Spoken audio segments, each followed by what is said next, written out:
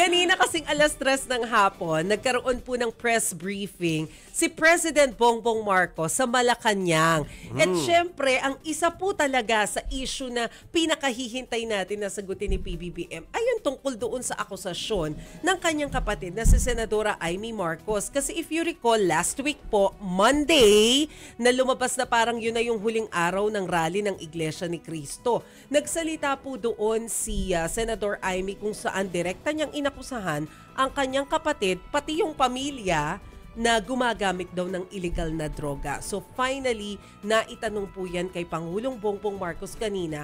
Alam mo, sinimulan ni Pangulong Marcos yung kanyang sagot sa ayaw niyang sa publiko yung dirty linen. Kumbaga, pag-usapan yung mga usaping pamilya in public. Pero, meron pa rin siyang ibinigay na komento tungkol po kay Senadora Amy. Eto po, pakinggan natin. I'll just say this much. For a while now, we've been very worried about my sister. When I say we, I'm talking about friends and family. And the reason that is because the lady that you see talking on TV is not my sister. And that view is shared by our cousins, our friends. Hindi siya yan. Hindi siya yan. So that's why we worry. So we are very worried about her. I hope she feels better soon. We no longer travel in the same circles, political or otherwise. So no. Yung last part na we no longer travel in the same circle. Follow-up question na po yan. Ang tanong dyan nagkausap na ba kayo ng kapatid mo? At yun po yung sagot niya. Pero pansin nyo, di ba, Chiki, Jovi, matalinhaga yung sagot ni BBM kasi hindi na kasi kami allowed na mag-follow up eh. So hindi na na-clarify na what do you mean by that? Anong ibig mo sabihin na hindi siya yung kapatid na nakikita natin sa TV? So yun yung hanging question pa na ano kayang ibig sabihin?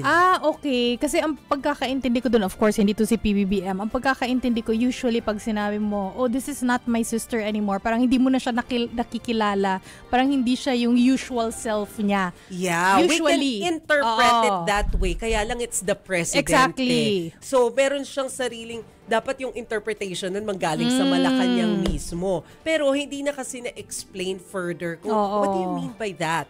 Pero ang bilis sumagot ni Manang Amy, 'di ba? May sagot siya sa kanyang ading sa Facebook page. Ilang minuto lang after ng press con, sabi niya gano'n na, Bongbong, ako to. Sabi niya gano'n. Na parang kung ano-ano yung nakikita mo, ading. Ading refers to younger sibling, 'di ba? Sa Ilocano. So sabi niya, patunayan mong mali ako. Kasi mas gusto nga raw niya na mali siya. Referring doon po sa accusations on the use of illegal drugs. Pero at least sumagot na si PBBM. Tagal nating hinintay na sumagot din siya dun sa mga sinasabi ng mga tao. Issues yung hinihintay natin na sagutin ni PBBM ng direkta na nasagot niya kanina. Etong kay Senadora Amy, yung tungkol sa resignation ni E.S. Bersamin at saka ni Secretary Pangandaman, at yung tungkol sa mga accusations ni Zaldico. Ay, importante yan. Dalawa pang topics na sinasabi mo, Mase. Pero, sige, himayin lang muna natin itong dahil si Mase na nagsabi para matalinhaga yung sinabi ng Pangulo tungkol sa kanyang kapatid. Siyempre, naging parang interesting lahat nung sumagot si Senadora Amy. Tapos yung parang lahat ng nakabasa, parang seryoso ba? Seryoso ba to?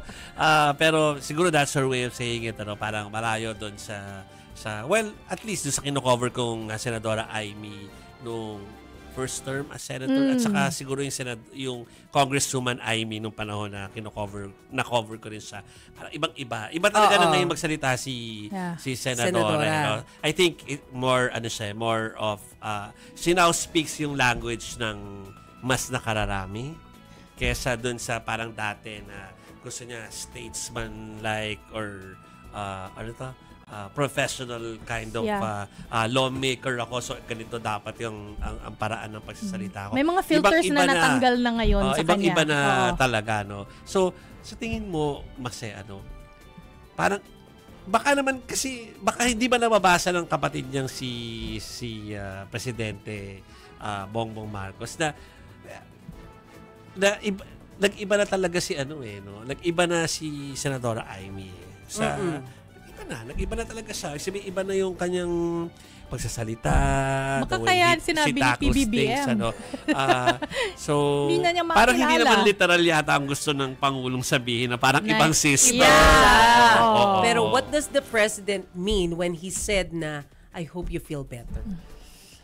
Yun ang Diba? Na So, na hindi in-address ni Senadora, no? Hindi. Hindi niya Ano in-address ibig yun sabihin nun? So parang may mga hanging questions pa rin na hindi yan yung kapatid ko, I hope you feel better. Yung I hope So, you- And May- hindi na kayo same circle, so outside na siya. Pero pwedeng Wala siya sa Christmas lighting. So, puro tayo, puro tayo. Wala siya sa Christmas lighting. Mamaya meron Ang hirap kaming... nito, puro tayo Oo. interpretation lang eh. Puro interpretation ganun talaga. Pero Oo. pero hindi to chismisan lang because I think, Chicky, they're public officials. Yes. And every statement counts. Ha?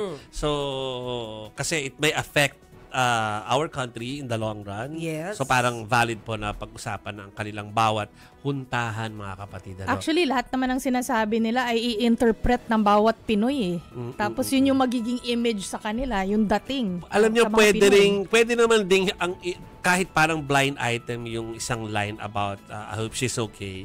Ano sinabi? I hope feels better. feels better. Pwedeng hindi naman yun parang because of physical pain or may karamdaman or damdamin. Pwedeng hurt Oh. siya. Damdamin. Diba? Parang feel Oo. better kasi may animosity. May merong Pwedeng hindi ganon. hindi magandang Posible, pakiramdam sa pamilya. So parang I hope you feel better. Parang I hope okay yung ano mo, no? Oo. Di ba Yeah. nga, ito yung sinasabi natin na kapag ka Sunday, kumakain sila.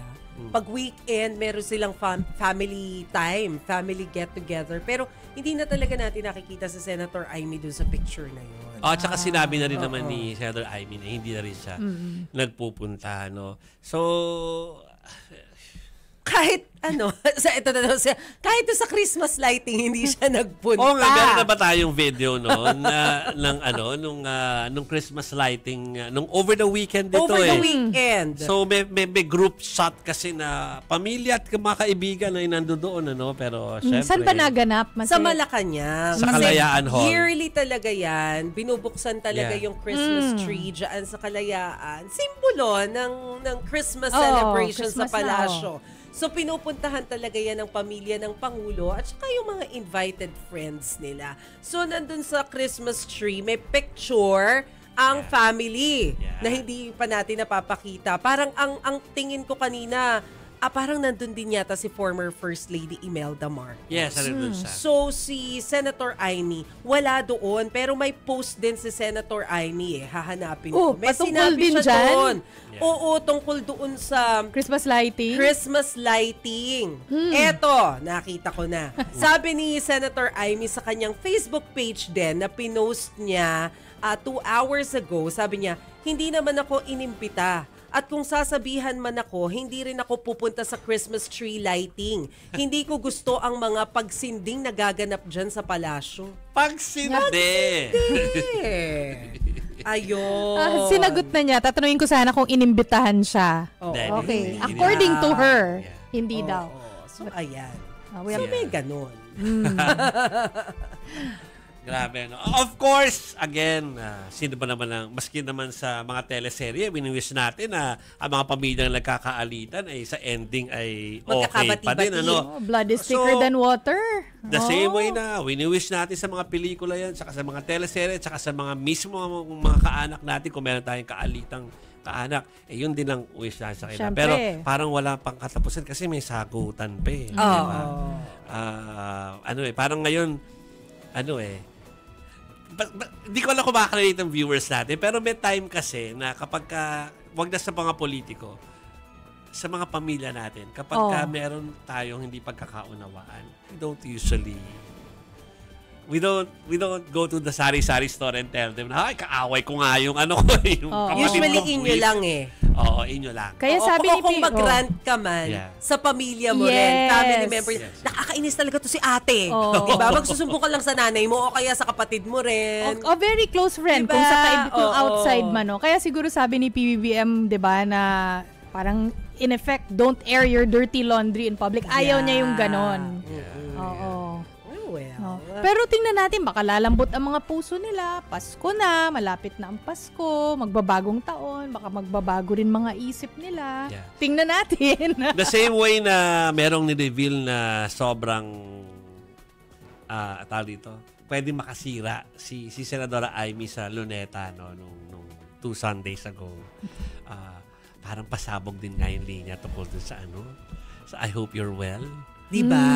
The fact na hindi sinagot yung line na yun eh. No? Sabihin, nagkaroon ng time si Senadora to craft a reply eh. Oo. Pero walang mention of that line. Eh. Oo. Diba? At saka ang bilis ng post niya. Ito yung sinasabi natin na picture. Family ng picture first ba yan? family Oo. sa Christmas tree sa Sa harap ng Kalayaan. Kalayaan. Andyan si former First diba? Lady. Si former kitang-kita First Lady. nyo. Si First Lady, Nakapula. ayun din siya. Sorry, ito picture, hindi ko na makita. Oo, yung hindi ko iba. rin makita masyado. Siyempre alam natin si former First Lady yun nandiyan dyan. At least sa pang nakapula ang First Lady. Hindi ko mga makita kung nandyan si Sandro si Kong Sandro.